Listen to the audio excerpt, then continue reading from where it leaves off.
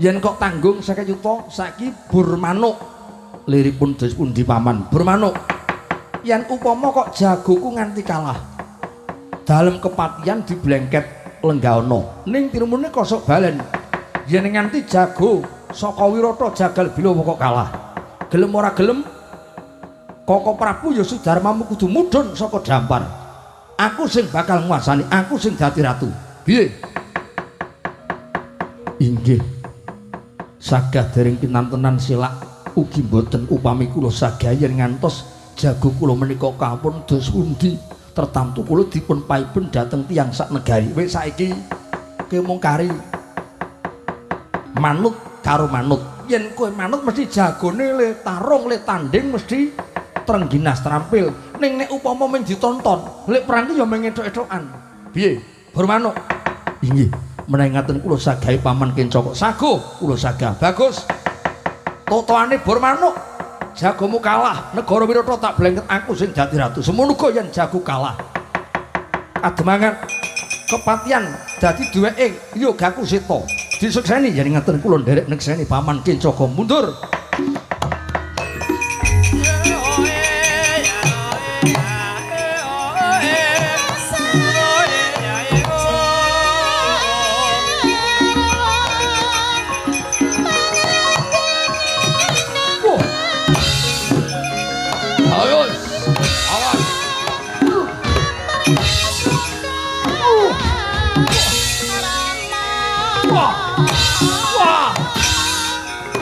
Sanda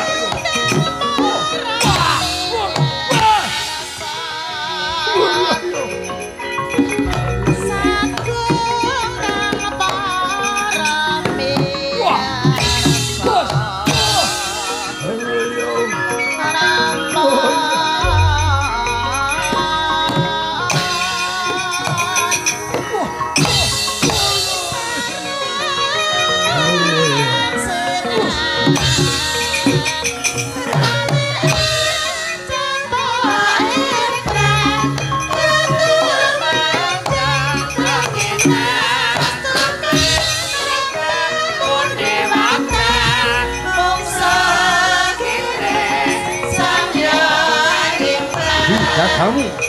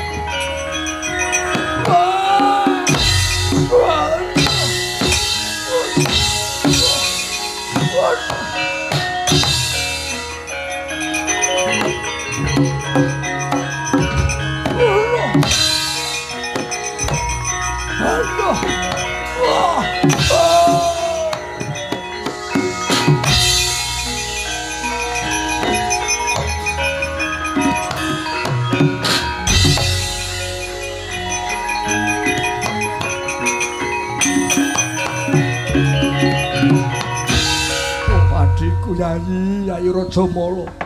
kowe kena dayaning mungsuh ke dadi ambruk nglumpur ora bisa geglawat semune kowe mati Wadyabala maragake kunarpane kadangku Rajamala cemplungke sendang jemplungke hayo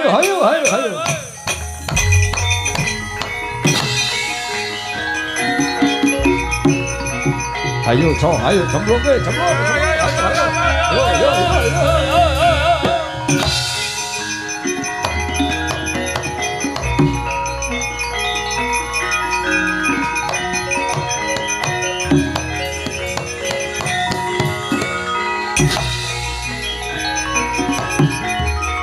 yo awas